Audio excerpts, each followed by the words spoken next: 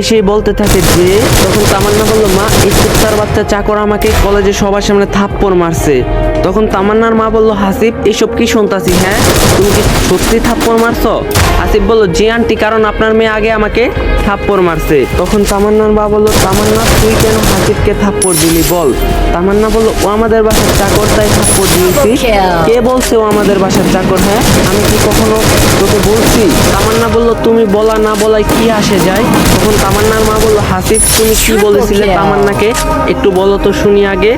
হাসিব বলল, আসলে আন্টি হয়েছে কি, আমি যখন আপনার মেয়েকে কলেজে নিয়ে যাই ঠিক সেই সময় একটি ছেলে এসে আপনার মেয়েকে জড়িয়ে ধরে আরো কত কি বলে। তো আমি বললাম, আপা তোমরা কি দুজন দুজনকে ভালোবাসো? এটা আমার বলা ভুল ছিল। আর আপা বলছি কেন ম্যাডাম বললাম না, তাই আমাকে থাপ্পড় দিয়েছে। পরবর্তীতে যখন আবার থাপ্পড় দিবে ঠিক তখন আমি আবার থাপ্পড় দিয়েছি। ও আচ্ছা এই কাহিনী। তামান্না ছেলেটাকে আর তোকে জড়িয়ে কেন ধরলো?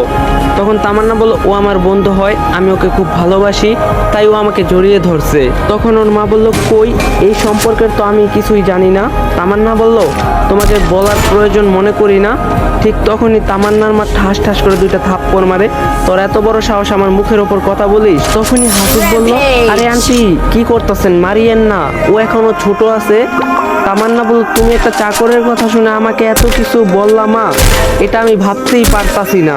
তখন তামান্নার মা বলল, মানুষকে সম্মান করতে শিখো, এই শিক্ষা তোমাকে আমরা দেই নাই, যাও রুমে যাও তোমার। তার মায়ের মুখে এমন কথা শুনে তামান্না 100 বোল্ডের রাগের মাথা নিয়ে রুমে আসে।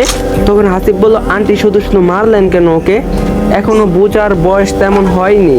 আরে পাগল, ওকে যদি এখন শাসন না করি বিগড়ে যাবে, তখন আবার সমস্যা হবে।